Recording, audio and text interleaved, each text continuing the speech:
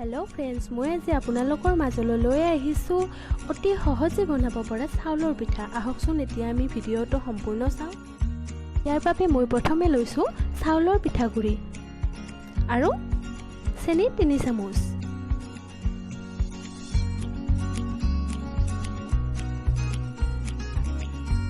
আৰু ইয়াতে মই অকণ পানী লৈ এটা মিশ্ৰণ বনাই লৈছো।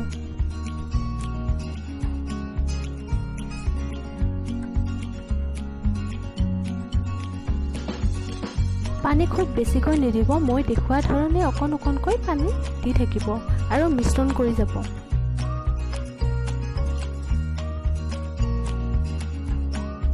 আৰু ভিডিঅ'ত দেখুৱা ধৰণে মিশ্ৰণটো টিফিন এটাত দি দিছো।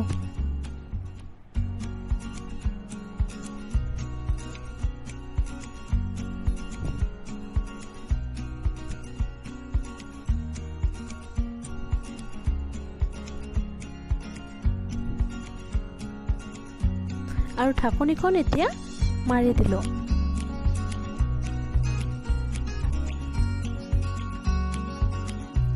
আৰু এতিয়া ভিডিঅ'ত দেখুৱা ধৰণে কুকাৰত দি দিছো।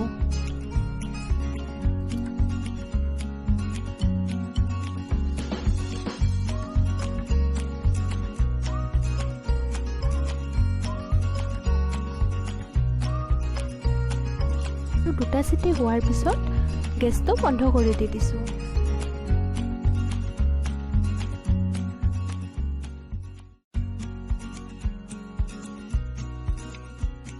আৰু এতিয়া অকমান কুকাৰটো গৰম হৈ থাকিবৰ বাবে টিফিন বক্সটো ওলাওতে অকমান সাৱধানেৰে ওলাব। পিঠাখন বহুত ধুনীয়া হৈছে আৰু খাবলৈও বহুত ভাল হয়। আপোনালোকেও ট্ৰাই কৰি চাব পাৰে। এতিয়া মই ভিডিঅ'ত দেখুৱা ধৰণে এনেদৰে কাটি ল'ব।